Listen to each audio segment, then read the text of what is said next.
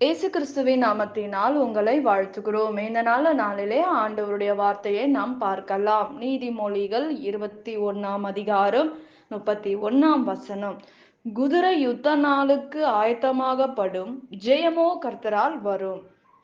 பிரியமானவர்களே, இந்த காலை வேளையில ஆண்டவர் உங்களோட பேசுகிற வார்த்தையை நாம் பார்க்கலாம். இன்றைக்கு ஆண்டவர் நம்மோட பேசிக்கொண்டு இந்த காலை வேளையில ஏசப்பா நம்ம கூட பேச விரும்புகிற காரியத்தை நாம் பார்க்கலாம். இன்றைக்கு நம்முடைய வாழ்க்கையில் ஜெயம் எங்கிருந்து வருகிறது? அற்புதம் எங்கிருந்து வருகிறது? ஊழியக்காரர் இடத்திலிருந்து வருகிறதா, இல்லை எந்த மனுஷனிடத்திலும் தேடி ஓடிக்கொண்டிருக்கிற மனுஷன் கிட்ட இருந்து வருகிறதா என்று நாம் பார்க்கிறோம்.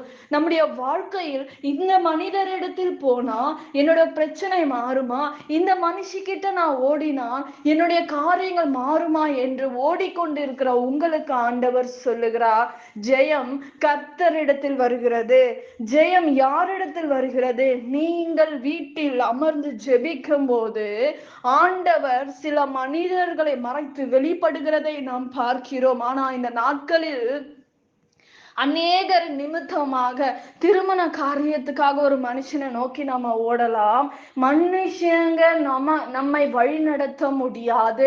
சில காரியங்கள் நமக்கு நல்லதாக நடக்கலாம், ஆனால் சில காரியங்கள் நமக்கு பிரச்சனையாக முடிந்து விடுகிறதை அநேகருடைய வாழ்க்கையில் நாம் பார்க்கிறோம். பிரியமானவர்களே, ஜெயம் யாரிடத்தில் இருந்து வருகிறது என்று ஒரு விஷயம் யோசிச்சு பாருங்க.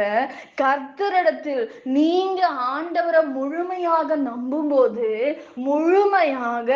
முழுமையாக சந்தேகப்படாதபடி நீ கர்த்தரை நம்பும் போது, கர்த்தர் வானத்தின் பலகனினால் உன்னை நிரப்புவார் என்று வேதம் சொல்லுகிறது.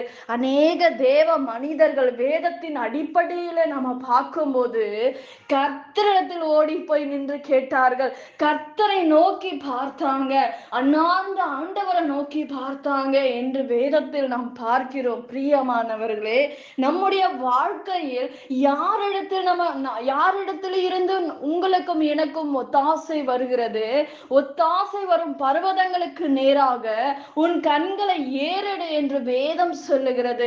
வானத்தையும் பூமியும் உண்டாக்குன கர்த்தரிடத்தில் இருந்து வருகிறதை நாம் பார்க்கிறோம். பிரியமானவர்களே, இன்றைக்கு ஜெயம் யாரிடத்திலிருந்து வருகிறது? நம்முடைய வாழ்க்கையில் கர்த்தரிடத்தில் மாத்திரம் தாங்க ஜெயம் வரும். எந்த மனுஷனை நம்பி ஓடினாலும், யார் உங்களை நடத்தினாலும், நீங்கள் ஆண்டவரிடத்தில் ஒப்புரவாகும் போது வானத்தையும் பூமியை உண்டாக்குன கர்த்தரை நோக்கி நீ பாரு, அவர் உங்களுக்கு உதவி செய்வார் என்று வேதத்தில் நாம் பார்க்கிறோம். இன்றைக்கு நீங்கள் முழுமையாக கர்த்தரை மாத்திரம் சார்ந்து இருக்கீங்களா?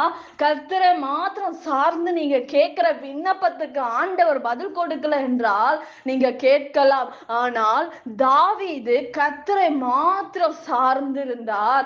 யோசேப்பு கர்த்தரை மாத்திரம் சார்ந்திருந்தபடியினால் யோசேப்பை ஆண்டவர் உயர்த்தினார் என்று வேதம் சொல்லுகிறது. இன்றைக்கு நன்றாக யோசிச்சு பாருங்க, உங்க இருதயம் முழுமையாக கர்த்தரை மாத்திரம் நம்பி இருக்கிறதா? இந்த டாக்டர் இப்படி என்னை சொல்லிட்டாங்க, அவ்வளவுதான், என்னோட வாழ்க்கை முடிந்தது, என் திருமண வாழ்க்கை முடிந்தது, இனி எனக்கு குழந்தை வராது என்று நீங்கள் அநேகர் உங்களை சொல்லி வேதனைப்படுத்திருக்கலாம். ஆனால் இன்றைக்கு சோர்வோடு நீங்கள் இருக்கலாம்.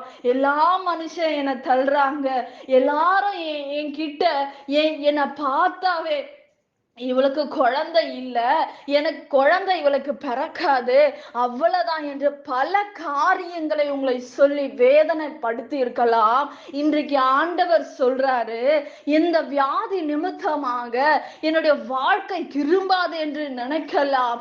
ஆனால் கர்த்தர் செத்தவைகளை உயிர்ப்பிக்கிற தேவனாய் இருக்கிறார். அவர் வல்லமை உள்ள தேவனாய் இருக்கிறார். ஒவ்வொரு சரீரங்கள் எப்படி வரும் என்று தெரியாது, ஆனால் வானத்தையும் பூமியை உண்டாக்குன கர்த்தர் கர்த்தரது இடத்திலிருந்து ஜெயம் வரும், அற்புதம் வரும், உன் சரீரம் உயிர்ப்பிக்கும், உன் வாழ்க்கை மாறும், சுக வாழ்வு சீக்கிரத்தில் துளிர்க்கும் என்று வேதம் சொல்லுகிறது. பிரியமானவர்களே, இன்றைக்கு வேதனையோட கண்ணீரோட என் சூழ்நிலை மாறாதா, என் வேதனை மாறாதா, எனக்கு குழந்தை வராதா, என் வேலை கிடைக்காதா என்று வேதனையோட இருக்கலாம். பிரியமானவர்களே, இன்றைக்கு ஆண்டவருக்கு நன்றி சொல்லுங்க.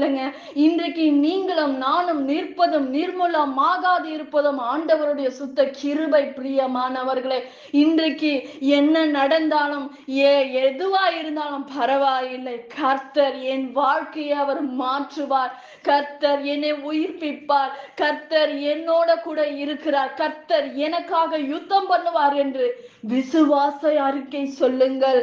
ஆண்டவரை திட்டாதீங்க, ஆண்டவரை முறுமுறுக்காதீங்க, ஆண்டவரை கேள்வி கேட்காதீங்க. இன்றைக்கு ஆண்டவர் உங்களோட இடைப்படுகிறார். ஜெயம் யாரிடத்திலும் வராது.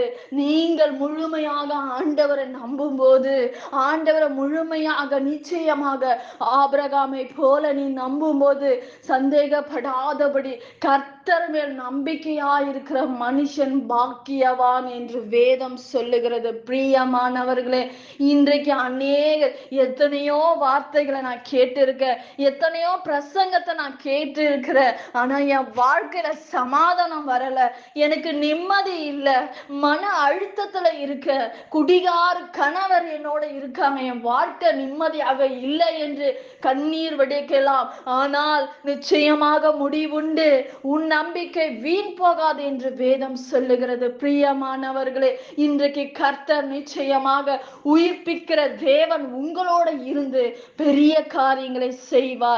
நாம் ஜெபிக்கலாம். பரலோகத்தில் வாசமாய் இருக்கிற அன்பின் பிதாவே, உங்க நாமம் மகிமைப்படுவதாக, உங்க ராஜ்யம் வருவதாக. இயேசப்பா, இந்த அருமையான வேலைக்காக நன்றி. என் தேவ கரை இறங்கும்படி நான் ஜெபிக்கிறேன்ப்பா.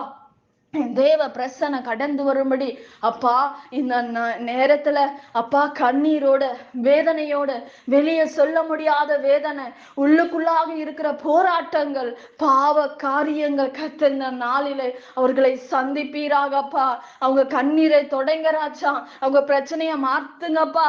ஆண்டவரே, எக்ஸாம் எழுதுகிற பிள்ளைகளுக்கு கர்த்தர் ஞானத்தை கட்டளிடுங்க, நல்ல காலேஜை கொடுங்கப்பா. ஆண்டவரே, பிள்ளைகளோட தேவைகளை சந்திப்பீராகராச்சா. எக்ஸாமில் நல்ல மார்க் எடுக்கணும் ராஜா. ஒவ்வொரு பிள்ளைகளுடைய தேவைகளை சந்திங்க, ஃபீஸ் கட்டுகிற தேவையை சந்திப்பீராக ராஜா. ஆண்டவரே, சமாதானத்தை கட்டளிடுங்க, ஆண்டவரே, சுகத்தை கொடுங்கப்பா, ஆரோக்கியத்தை கொடுங்கப்பா. ஆண்டவரே, பண பிரச்சனைகள் மாறட்டும், லோன் கட்ட முடியாத பிள்ளைகளுக்கு லோன் கட்டுபடி வழிவாசலை திறந்து கொடுக்கும்படி ஏசப்பா, ஜெயமோ கர்த்தரால் வருகிறது என்று நாங்கள் பார்க்கிறோம் ராஜா. அப்பா, உங்க கரத்துல ஒப்பு கொடுக்கிறோம். பண பிரச்சனை நிமித்தமாக சிக்கி கொண்டிருக்கிற பிள்ளைகளை விடுவிப்பீராக.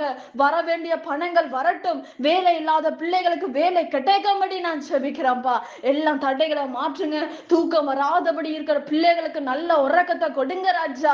பிசாசு போராட்டத்திலிருந்து விடுதலை கொடுப்பீராக ராஜா. உங்க கரத்துல ஒப்பு கொடுக்கிறேன். உங்க நாமம் மகிமைப்படுவதாக. இயேசுவின் நாமத்தில் வேண்டுகிறோம் எங்க ஜீவனுள்ள நல்ல பிதாவே, ஆமென். கர்த்தர் தாமே உங்களை ஆசீர்வதிப்பாராக. ஆமென்.